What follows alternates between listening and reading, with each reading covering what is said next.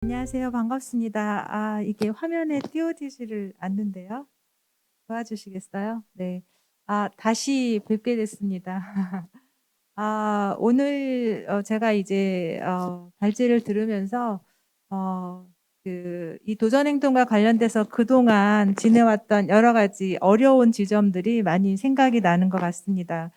제가 이 연구를 시작한 건 한 10년 전인데요. 처음에 제가 도전 행동에 대해서 이제 연구 의뢰를 받고 연구를 어떻게 해야 될까 이제 국내에서는 시도가 되지 않았었기 때문에 주변에 저랑 친한 교수님들한테 같이 하자라고 제가 초대를 했었어요.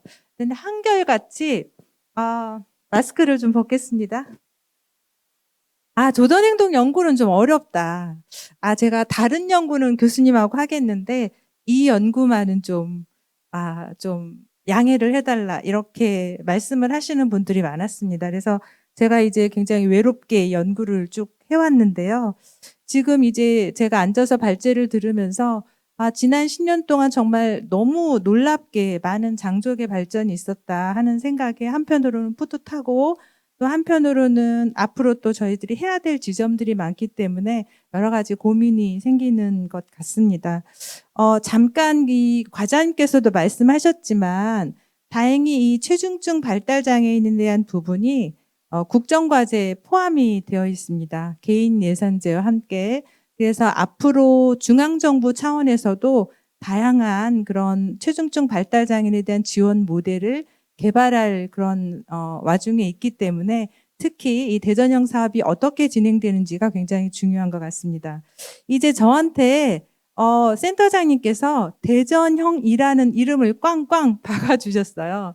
그래서 대전형 도전 행동 지원 사업에 대해서 중간 평가와 나아갈 방향을 좀 발제해 달라 그래서 제가 한참을 생각했습니다. 어떤 걸 대전형으로 앞으로 좀 브랜드화해야 될 것인가. 그리고 이 대전형에서 머무르지 않고 아까 제가 국정과제 말씀을 드렸는데 이 대전형이 시초가 돼서 전국적으로 좀 확산할 수 있는 지점은 또 무엇이 있을까? 이런 지점들을 고민하면서 중간 평가와 향후 방향에 대해서 말씀드리도록 하겠습니다. 결론을 먼저 말씀드리면 대전형은 대전형으로 브랜드화할 수 있겠다. 이런 우선 말씀을 드리면서 진행을 해 보고자 합니다. 아마 이 교재가 조금 순서가 바뀐 것 같아요. 지금 이 교재를 보시면은 47 페이지와 46 페이지가 조금 잘못 들어가 있습니다. 그래서 앞에 보시고 47 페이지 보시고 46 페이지를 보시면 좋을 것 같습니다.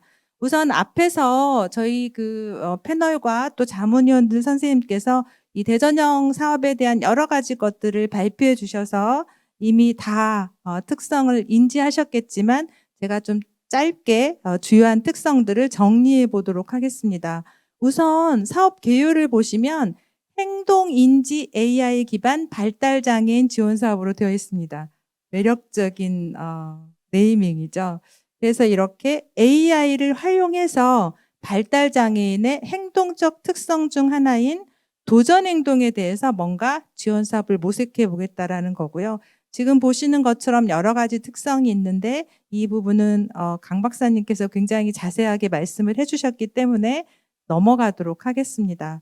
그러면 이제 이러한 사업을 할 때 제가 봤을 때 다른 서울이나 또 다른 대구나 지금 중앙정부 차원에서 고민하고 있는 거나 이런 것들과 달리 요 대전형이 갖는 좀 특성은 뭐가 있을까를 좀 생각해 봤을 때 다음과 같은 몇 가지 것들을 좀 사업 특성으로 생각할 수 있을 것 같습니다.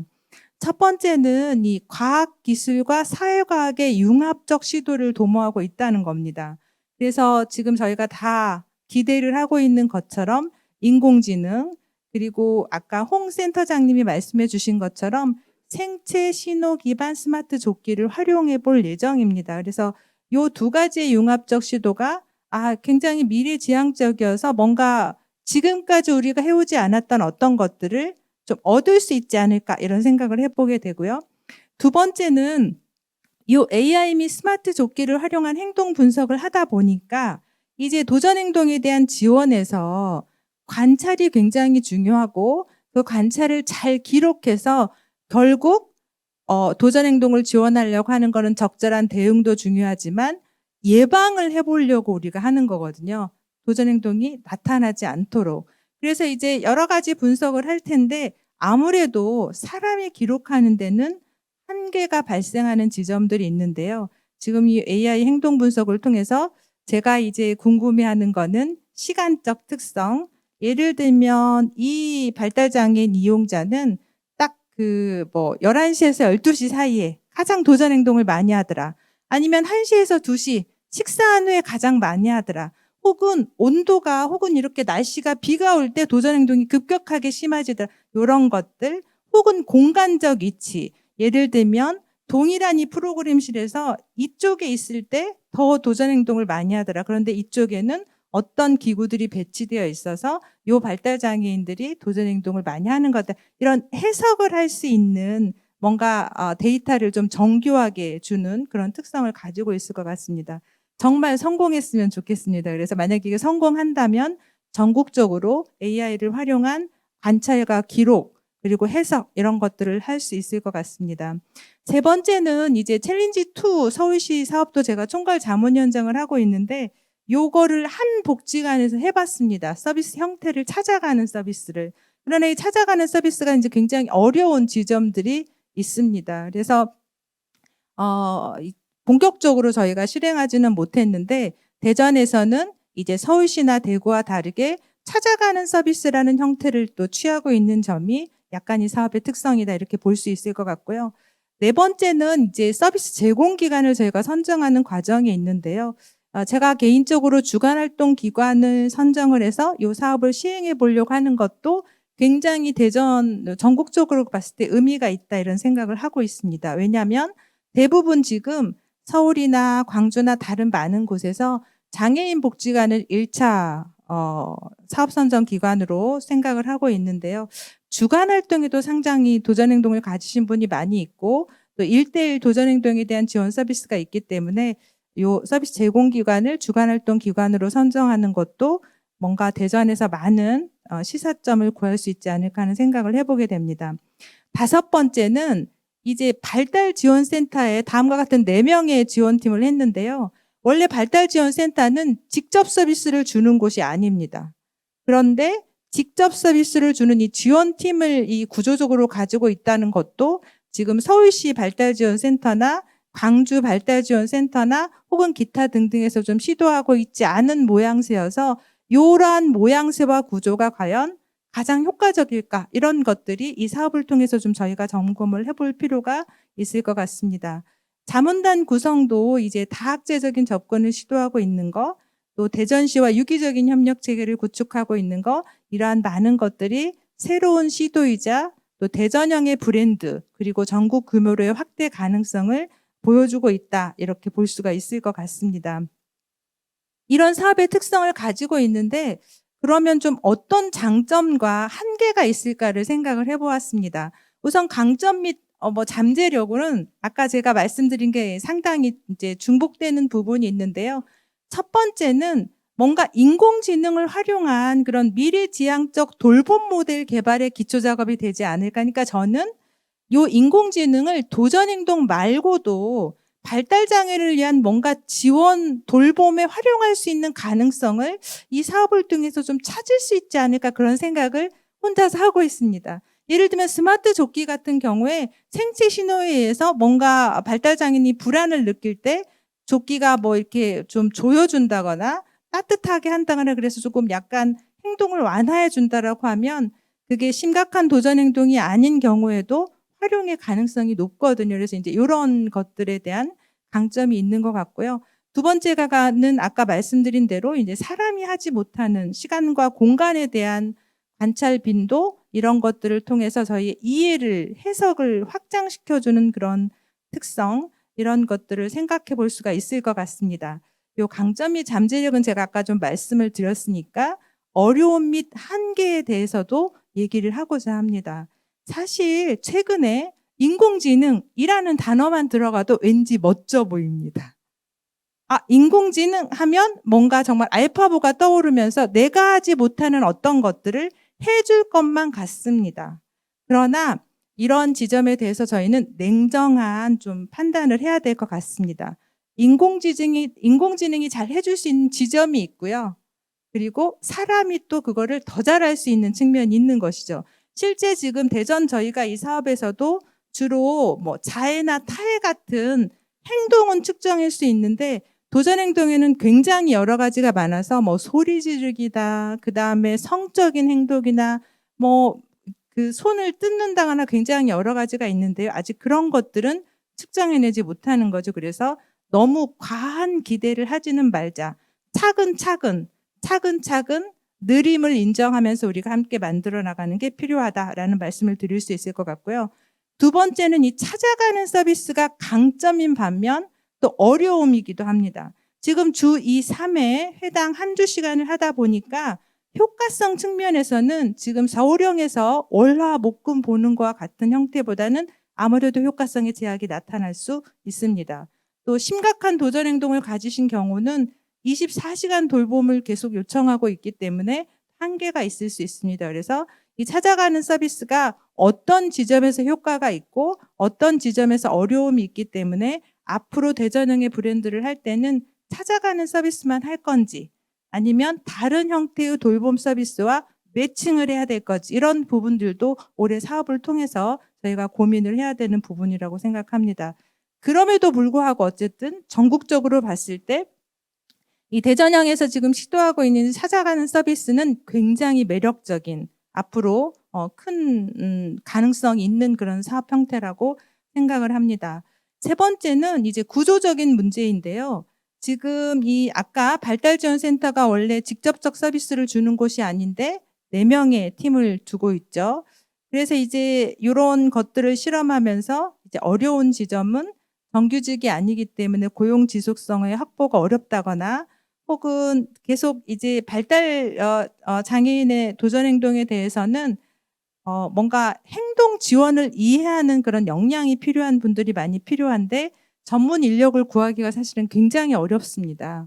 그래서 이 전문 인력을 양성하는 거에 또 저희가 많은 에너지를 쏟고 있는데요. 이런 부분들도 향후 고민이 되고 어떻게 전문 인력을 양성할 것인가 또 고민이 필요한 부분이라고 생각이 됩니다. 마지막으로는 이제 AI 같은 경우는 높은 일단 비용이 있습니다. 그래서 높은 비용이 있기 때문에 효과 산출을 확실히 해야 되는데요. 이러한 부분에 대해서도 저희가 장점이면서도 또 한계가 될 수 있는 부분이어서 고민이 필요한 것 같습니다. 오늘은 중간 평가이기 때문에 제가 이제 간략하게 말씀을 드리려고 하는데요. 지금부터 말씀드리는 사업 운영 측면에서의 평가는 발달지원센터에서 자체 평가하신 부분을 제가 이제 종합해서 말씀드린다는 거를 우선 말씀드립니다. 아마 어디에서도 이 사업을 해보지 않았기 때문에 센터장님께서 굉장히 아마 고군분투하고 계실 겁니다. 굉장히 힘이 드실 거라고 생각이 되는데요. 우선 첫 번째는 이 행동 중재 전문 인력 채용에 어려움이 매우 큽니다. 그래서 임금의 문제, 굉장히 그 역량이 높은 분을 모셔야 되는데 임금이 작은 거죠. 그러면 오시지 않겠죠, 현실적으로. 이런 부분들이 있고 또 계약직이기 때문에 또 진입 장벽이 있고 이런 부분이 있어서 굉장히 어려움이 있습니다. 이런 부분을 지금 김 교수님이 엄청 채워주고 계시는데 어려움이 있으니까 이 부분은 꼭 대전시에서 꼭 고려를 해주셔야 될 것 같습니다. 두 번째는 이제 사업 수행 인력의 부족, 이 부분도 역시 쉽지 않은 거인 것 같습니다. 그래서 아마 현재는 4분으로 하고 있지만 또 한 분이 채용이 안 됐다라고 하더라고요. 그래서 요 인력의 그 확충 이런 부분들도 고려가 필요할 것 같고요. 세 번째는 저희가 지난주에 이 사업 수행 기관 이런 그 선정 이런 것들을 했는데요. 이것도 또 기관 입장에서는 주저되는 측면이 있으신 것 같아요. 다 이 AI를 설치하고 그러셔야 돼서. 그래서 어쨌든 설득하는 과정, 홍보하는 과정, 또 이런 협업의 과정에서 많은 어려움들이 있고요. 그래서 저는 이 사업이 굉장히 도전적인 사업이기 때문에 좀 느리게 천천히 그리고 좀 좌충우돌 하면서 이런 것들을 이 협업하는 모든 주체들이 이해하고 인정해 주고 기다려 주면서 함께 만들어 나갈 게 필요하다 이런 생각을 해 보게 됩니다. 네 번째는 전문 교육 과정의 부재인데요. 아마 이 부분은 정말 대전에서 어려움을 많이 겪으시리라고 생각을 합니다. 전국적으로 이런 어려움이 많이 가지고 있어서 향후 이 부분도 또 보완이 될 수 있기를 바랍니다. 두 번째 사업 성과 측면에서는 이제 저는 평가를 요구하고 싶습니다, 현재는. 다만 이 사업을 진행하면서 저희가 여러 차례 자문회의를 했는데 도전행동 감소뿐만이 아니라 아까 제가 말씀드린 여러 가지 그 잠재력과 강점으로 인해서 현재 가시적으로 드러나는 성과보다 이 사업이 종료된 이후에 성과가 훨씬 더 높을 수 있다, 이런 기대감을 많이 가지고 있고, 저를 포함해서 저희 자문위원들은 최선을 다해서 대전발달지원센터가 이 대전형 브랜드를 잘 만들 수 있도록 최선을 다해서 지원을 하도록 하겠습니다. 향후 방향과 관련돼서 마지막으로 몇 가지를 좀 말씀드리고 싶은데요. 첫 번째는 좀 이게 인공지능이라는 과학기술을 활용하는 좀 첫 번째 시도인 만큼 실패를 두려워하지 않고, 혹은 실패해도 괜찮아, 이렇게 여기 모이신 분들이 다 좀 양해를 해주시면 굉장히 다양한 가능성을 실험해 보는 그런 기회가 됐으면 좋겠다, 이런 생각을 해보게 됩니다. 또 이제 자문단을 다학제적으로 저희가 구성했던 것만큼 센터나 대전시 입장에서는 저희들을 충분히 활용하시는 게 좋겠죠. 그래서 예를 들면 인공지능이 관찰하는 것도 인공지능에게는 어떤 거 관찰해, 이거를 결국 명령하는 거는 사람이에요. 결국 사람이 어떤 것들을 관찰하라고 그 무엇과 어떻게 방법을 지정해 줄 수 있기 때문에 이런 자문단을 활용해서 기술 개발이 가능한 영역을 충분히 발굴해내고 또 SK와 협력해서 뭔가 새로운 것들을 만들어 볼 수 있으면 하는 기대를 가져봅니다. 두 번째 향후 방향과 관련돼서 굉장히 중요하게 꼭 말씀드리고 싶은 거는 전 세계적으로 굉장히 중요하고 생각하고 있는 게 증거 기반 실천입니다. 에비던스 베이스드 프랙티스를 굉장히 중요하게 생각하는데요. 특히 도전 행동과 관련돼서는 이 증거 기반 실천이 굉장히 중요하고, 그것 때문에 저희가 AI에 대해서 기대하는 바가 큽니다. 그런데 이제 올해 사업이 좀 종료될 예정이기 때문에 앞으로 이 사업이 지속될 수 있는 어떤 가능성, 지속될 수 있는 그런 여러 가지 노력들이 좀 필요하지 않나, 그런 생각들을 해보게 됩니다. 그다음에 이제 세 번째는 이제 도전행동 지원의 과학적 기반을 마련하기 위해서는 사업을 수행하는 것도 중요하지만 인공지능이 만들어낸 데이터를 어떻게 해석해낼 것인가, 어떻게 해석해낼 것인가, 그리고 이것을 발달장애인의 도전행동에 대한 지원에 어떻게 연결시킬 것인가는 또 사람 전문가의 몫이기 때문에 이 부분을 꼭 기억하시고 이 사업이 종료된 이후에 어떤 작업들을 꼭 해주시기를 부탁드립니다. 네 번째는 아까 제가 찾아가는 서비스가 장점이 있는 반면 한계도 있다, 이런 말씀을 드렸는데요.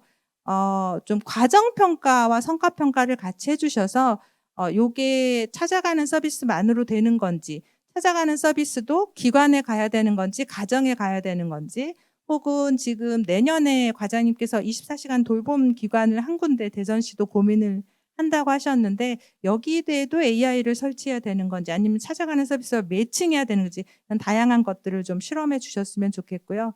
이거는 진짜 제가 부탁드리고 싶은 건데 이게 이제 첫 번째 사업이기 때문에 성과를 자랑하는 건 누구나 할 수 있다고 생각합니다. 그런데 진짜 자신 있는 사람은 실패의 경험을 공유하거나 제시하는데 두려워하지 않습니다. 저는 이 대전형 사업이 성과만 자랑하는 게 아니고 우리는 이런 실패를 했어, 그래서 이 실패를 통해서 어떤 학습 교훈을 얻었어, 이런 것들을 해주는 그런 대전형 사업이 됐으면 좋겠습니다. 그래서 다른 지방자치제에서 동일한 사업을 할 때 동일한 실패를 하지 않도록 해주시면 하는 부탁을 드려봅니다. 마지막으로 이제 부탁드리고 싶은 거는 제가 이제 여러 차원으로 연구도 해보고 실제 뭐 지도도 해보고 실제 개입도 해보고 여러 가지를 해보면 결국 도전행동이 뭔가 바뀌려면 일관성과 지속성이 굉장히 중요한데 전문가 선생님만 열심히 한다고 해서 이게 되는 게 아니고 가족의 적극적인 참여가 굉장히 중요합니다. 그래서 지금 보시는 것처럼 대전시, 또 발달지원센터, 그리고 서비스 제공기관, 부모님 그리고 여기 계신 많은 분들이 함께 상호 협력과 연대를 해 주신다면 정말 대전형 그런 모델도 개발이 되고 발달 장애인의 일상적 삶도 더 확대되지 않을까 그런 생각을 해 보게 됩니다. 오늘은 제가 중간 평가여서 이제 그 발표를 마무리하면서 어 제 스스로 이런 생각을 좀 해 보았습니다. '아 역시 새로운 도전은 정말 쉽지 않다. 정말 쉽지 않다.' 그래도 한번 해 봐야 되는 거는 이 사업이 정말 필요하기 때문이고 또 AI를 활용한 그 사업이 뭔가 그래도 이전에 없던 어떤 것들을 우리에게 줄 거라는 기대감이 있기 때문이죠. 그래서 요거를 위해서 우리가 모두 다 힘을 모아야 되겠다고 생각을 하고요. 어 천마음의 정성을 모아서 이 중간 평가를 통해서 앞으로 더 한 발짝 성장할 수 있기를 기대해 봅니다. 자문위원장으로서 이 사업에 참여하시는 모든 분들의 고군분투에 진심으로 감사드립니다. 감사합니다.